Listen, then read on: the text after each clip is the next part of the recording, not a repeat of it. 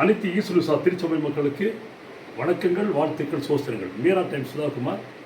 KGF இன்னைக்கு தேதி வந்து 25/10/2025.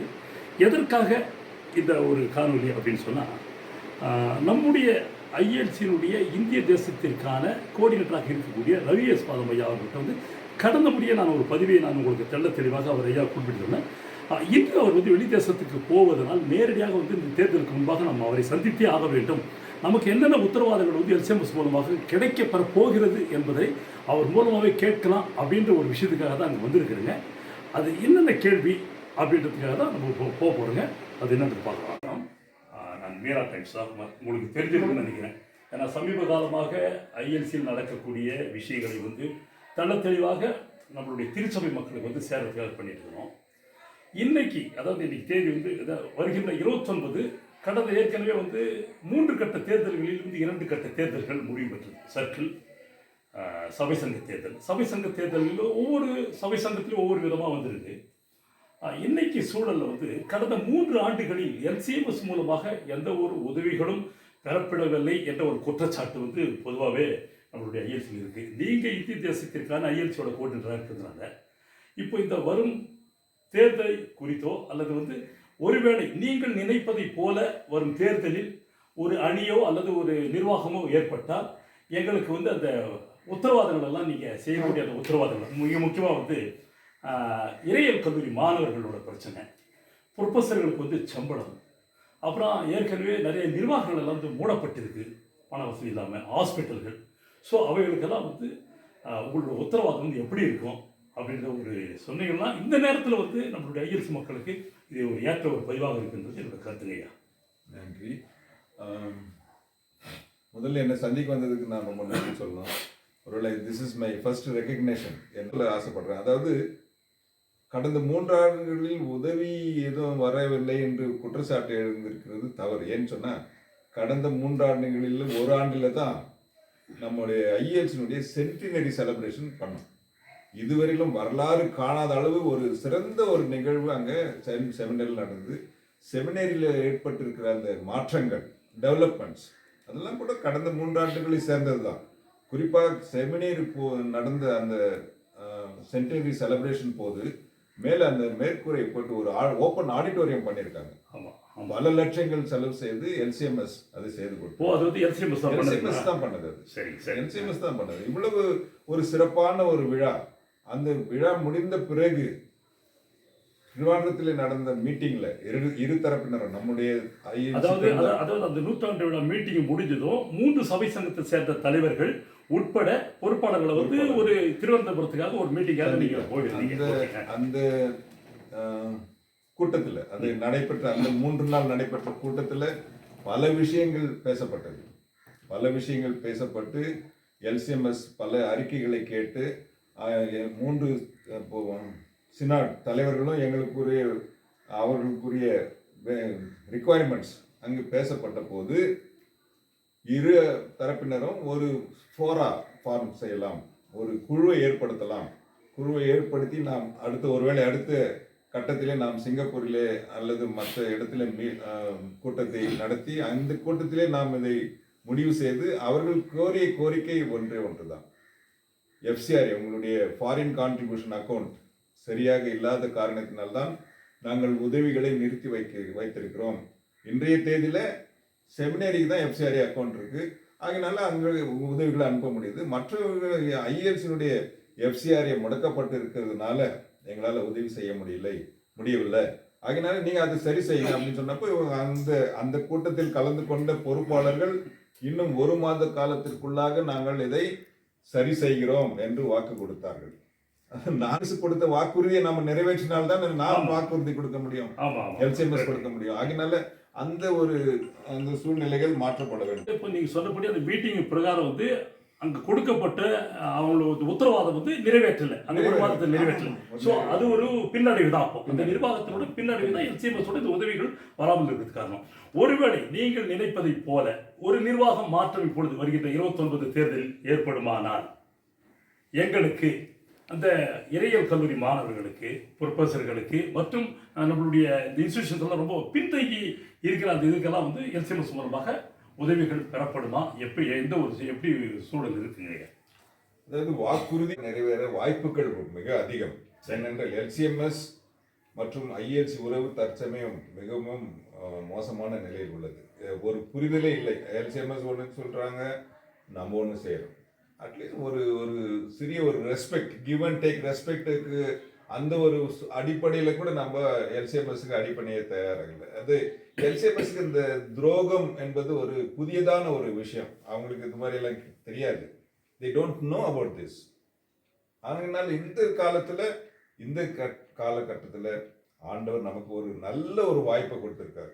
ஒரு புதிய நிர்வாகத்தை ஏற்படுத்தி எல்சிஎம்எஸ் உடனான உறவை நீங்கள் சரி செய்து கொண்டு விட்டாலே உங்களுக்கு தேவையானதை நீங்கள் கேட்காமலே கொடுக்க எல்சிஎம்எஸ் தயாராக இருக்கிறது. நான் வாக்குறுதி கொடுக்க வேண்டிய அவசியமே இல்லை. இன்றைக்கு நின்று போயிருக்கிற ஸ்காலர்ஷிப் கண்டிப்பாக வரும். ப்ரொஃபஸர் சம்பளம் கண்டிப்பாக வரும். இன்னும் சிஆர்எம் ஸ்டைஃபண்ட் வரும். முக்கியமாக சொன்ன போனால் ஏழை போதகர்கள் அவர்கள் மெடிக்கல் அந்த ட்ரீட்மெண்ட் எடுத்துட்ட பிறகு பில்ஸ் அனுப்புவாங்க.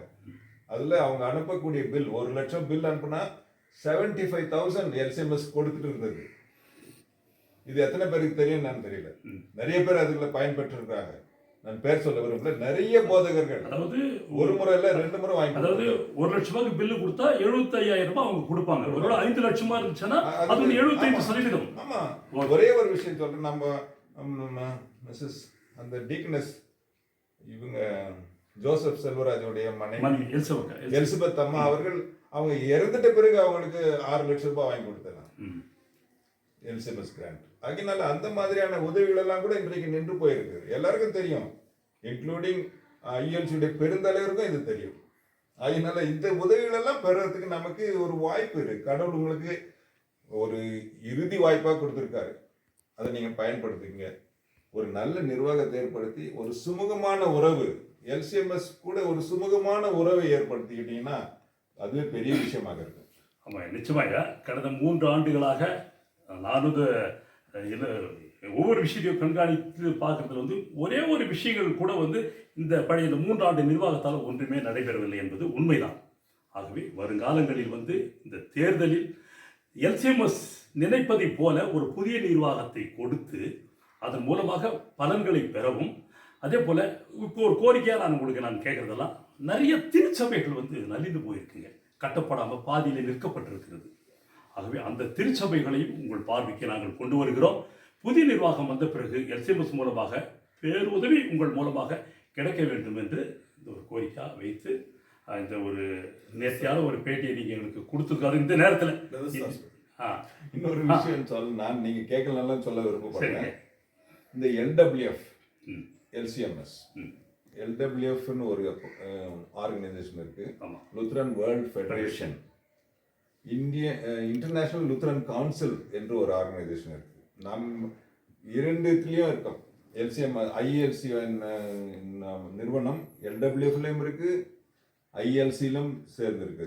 இந்த எல்டபிள்யூஎஃப் ஸ்காலர்ஷிப் எல்லாம் தராங்க, இல்லைன்னு சொல்ல. ஆனால் அவங்களுடைய கொள்கைகள், சில டாக்ட்ரின்ஸ், கோட்பாடுகள் ரொம்ப கடுமையான, அதாவது சமூகத்துக்கு ஏற்புடையது இல்லாத கோட்பாடுகள், இந்திய மக்களுக்கு ஏற்புடையதாக இல்லாத கோட்பாடுகள். அவங்க அதெல்லாம் நான் விவரமா சொல்ல விரும்புகிறேன்.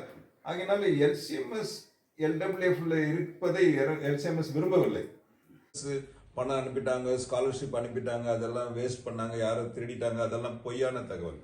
சரி, அவங்க எல்சிஎம்எஸ் பணம் அனுப்புனது நின்று போன அந்த பணிகளுக்கு அந்த செலிப்ரேஷன்ஸ் எல்லாம் பண்ணாங்க இல்லையா, அந்த நேரத்துல பணியெல்லாம் நிறைவாயிட்டு அந்த பேமெண்ட் பண்ணணும் இல்லையா, அந்த பேமெண்ட் பேலன்ஸ் பேமெண்ட் தான் எல்சிஎம்எஸ் அனுப்புனது, நாட் எல்சிஎம்எஸ் ஸ்காலர்ஷிப்ஸ்.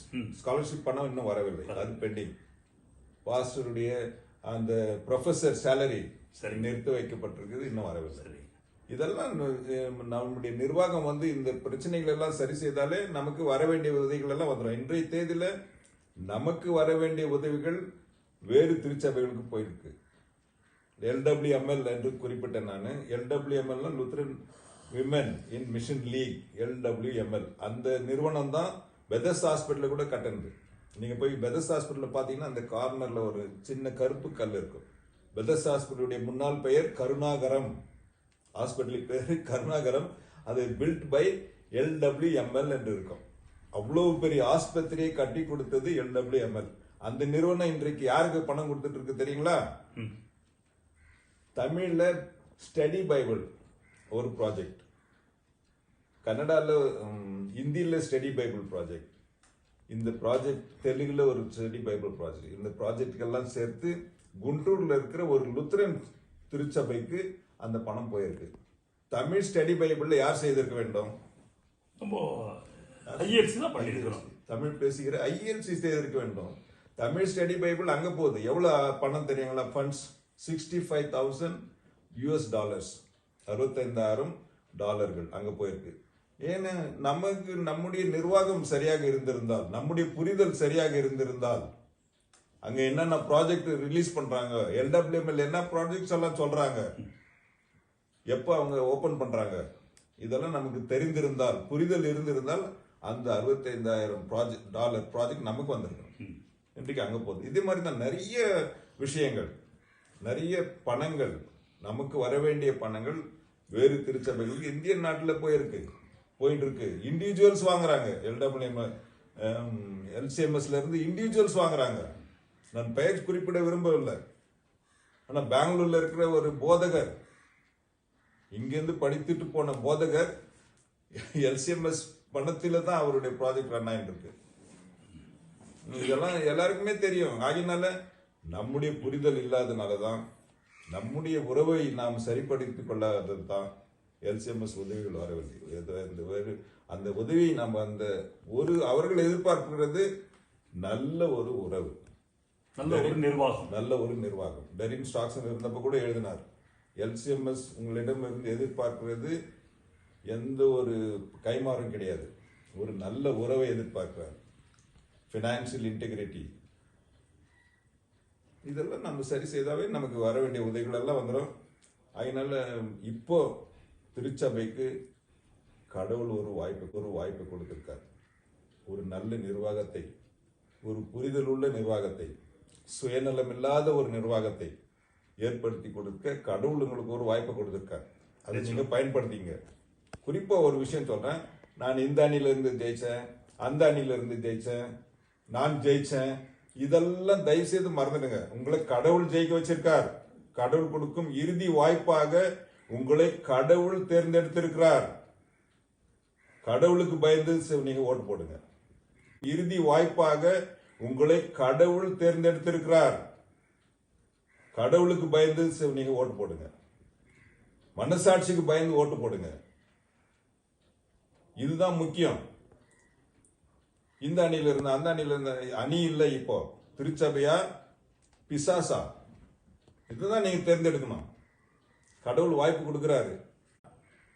நான் LCMS கோஆர்டினேட்டராக கேட்கல, இந்த திருச்சபை ILCல பிறந்தவன் என்ற முறையில, ILCக்கு என்னுடைய திருச்சபை, என் தாய் உழைத்தாங்க, என்னுடைய தந்தை உழைத்திருக்கிறார் ILCக்காக. இதற்காக கேட்கிறேன், தயவு செய்து கடவுள் கொடுத்த இந்த இறுதி வாய்ப்பை நீங்க பயன்படுத்தி ஒரு நல்ல நிர்வாகத்தை தேர்ந்தெடுங்க. உங்களுக்கு தெரியும், நான் சொல்ல வேண்டியதே இல்லை, உங்களுக்கு தெரியும் யாரை தேர்ந்தெடுக்கணும்னு சொல்லிட்டு. அதனால தயவு செய்து அந்த ஒரு நல்ல நிர்வாகத்தை கொண்டாந்தீங்கன்னா நல்லா இருக்கும். நிச்சயமாக நீங்க நினைக்கிற மாதிரி ஒரு நல்ல நிர்வாகம் 100% வர்றதுக்கான ஒரு வாய்ப்புகள் தான் இப்போ உருவாகிருக்கு. அதே மாதிரி இறுதியா ஒரே ஒரு இதுங்க, பல திருச்சபைகள் கட்டப்படாமல் பாதியில் நின்று கொண்டிருக்கிறது. அதே மாதிரி போதகர்களுக்கு வழக்கமாக LCMS பேருதவிகளை செய்து கொண்டிருந்தது. அதாவது மருத்துவ உதவி போன்றவைகள் பல இப்போ நிறுத்தப்பட்டிருக்கிறது. ஏன்னா அதில் என்னோட உடன் பிறந்த சகோதரர் அருள் திரு போதகர் காலம் சென்ற BY சுரேஷ்குமார் அவர்களும் ஒரு உதவியை நாங்கள் எதிர்பார்த்தோம், எங்களுக்கு எந்த ஒரு உதவியும் கிடைக்காமல் போய்விட்டது. ஏன் அது மாதிரி LCMS அதான் மீண்டும் அதை தான் நான் உங்ககிட்ட நான் கேட்க வர்றதெல்லாம், எங்களை ஏன் தண்டிக்கிறீங்களா, எங்களை புறக்கணிக்கிறீங்களான்ற ஒரு ஆதங்க வேதனை தான். ஏன்னா இப்போ கட்டப்பட்ட PF பணமும் சரியாக இந்த 3 ஆண்டுகளாக அந்த போதகரோட கணக்கில் போகல. இது மாதிரி எல்லாம் அவரோட சம்பளத்தில் பிடிக்கப்பட்ட பணம் குற்றச்சாட்டுகளாக இருந்து கொண்டிருக்கு. ஆகவே இதை குறித்து மட்டும் சுருக்கமா ஒன்று அப்படி சொல்லிடுங்கய்யா. சரி, அதாவது மருத்துவ உதவி கூட இப்ப நின்று போயிருக்கு. நீங்க சொல்ற மாதிரி போதகர் சுரேஷுக்கு வந்திருக்க வேண்டும், அது ஏதோ சில காரணங்களால் அந்த உதவி வரவில்லை. ஆனால் காலம் சென்ற திருமதி எலிசபெத் ஜோசப் அம்மா அவர்களுக்கு ஏறக்குறைய ஒரு 5 to 6 லட்சம் ரூபாய் வரை அவங்க இறந்த பிறகு கூட நான் அதை வாங்கி அந்த ஆஸ்பத்திரிக்கு அனுப்பினேன் அந்த பில்லை. அவங்க அந்த பில் செட்டில் செய்யப்பட்டது. அவங்க இறந்துட்ட பிறகு அந்த பில் செட்டில் செய்ய பண்ண முடியல. அவங்க டாக்டர் என்கிட்ட பேசினப்போ நான் எல்சிஎம்எஸோடு பேசி அந்த பணத்தை முதல் முறையாக ஒரு இறந்து போன ஒரு நபருக்கு கூட ஒரு மருத்துவ உதவியை எல்சிஎம்எஸ்ல இருந்து பெற்றுத்தர கடவுள் எனக்கு உதவி செய்தார். அந்த மாதிரி நிறைய போதகர்கள் பெண்டிங் இருக்குங்க. மெடிக்கல் பில்ஸ் பெண்டிங் இருக்கு. நிறைய பேர் போதகர்கள், நான் பேர் சொல்ல விரும்பல, ஒரு சில போதகர்களுக்கு 2 முறை கூட நான் உதவி வாங்கி கொடுத்துருக்கேன். இப்போ இறந்து போனவங்க பேர் சொல்லலாம். JR ஜேசுபாதம் ஐயர் அவர்களுக்கு நான் 2 உதவிகள் வாங்கி கொடுத்துருக்கேன். அது லட்சக்கணக்கில், நான் 1000 இல்லை, லட்சக்கணக்கில். இந்த மாதிரியான உதவிகள், இந்த சிறு உதவி கூட நம்ம செய்ய முடியாத சூழ்நிலை இருக்கிறதுக்கு காரணம் நல்ல புரிதல் இல்லை. எல்சிஎம்எஸ்க்கு நிர்வாகம் வருது, வந்து 1 மாதம் 2 மாதம் நல்லா இருக்காங்க, பிறகு தங்களுடைய சுயரூபத்தை காட்டுறாங்க. நான் கோஆபரேட்டிவ் திங்ஸ். அந்த உதவிகள் நிச்சயமாக வரும். ஒரு புதிய நிர்வாகம் வந்து புதிய ஒரு புரிதல் ஏற்பட்ட உடனே கண்டிப்பாக வரும் என்பதற்கு எந்த ஒரு தடையுமே கிடையாது. இல்லைங்க, இப்போ வரும்னு சொல்றீங்கல்ல, ஏற்கனவே நிறுத்தி வைக்கப்பட்ட அந்த உதவிகளுக்கும் ஒரு உயிர் பெற்று வர்றதுக்கான வாய்ப்புகளும் இருக்குமா? நிச்சயமாக. நிச்சயமாக. ரொம்ப ஒரு பெரிய விஷயம் ஐயா. அது வந்து கடந்த 3 ஆண்டுகளுக்கு மேலாக பல உதவிகள் நிறுத்தப்பட்டு ஏதோ கஷ்டப்பட்டு மாதிரி கொடுத்து அவங்கள காப்பாற்றி கொண்டிருக்கிற அந்த போதகர்களுக்கு அந்த உதவி வந்து மீண்டும் வர்றதுக்கான ஒரு வாய்ப்புனா நிச்சயமாக வந்து ஒரு வரவேற்கத்தக்கதுல மிகவும் ஒரு அற்புதமான ஒரு அது விஷயம் தாங்க ஐயா. ஆகவே அடுத்தது ஐயா, அந்த திருச்சபைகள், நிறைய திருச்சபைகள் வந்து இன்று எழுப்பப்படாமல் பாதியிலேயும் அப்படியே நிற்கப்பட்டிருக்கு.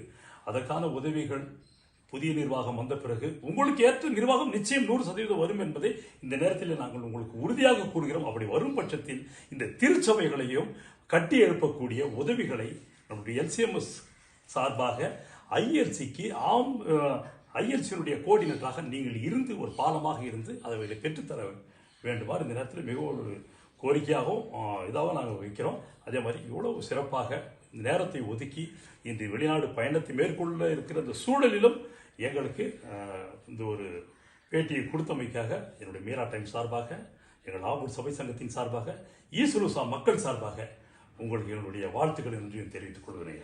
நன்றி ஐயா. நன்றி நன்றி நன்றி. கூடவே நாங்களும் வந்து உங்களை சந்தித்தல மிக்க மகிழ்ச்சி. தேங்க்யூ. கோஆபரேஷன் எங்களோட பாலமாக சொன்ன மாதிரி அந்த பாலமாக எங்களுக்கு இருந்து வளர்ச்சிக்கும் தேவைகளுக்கும் மாணவர்கள்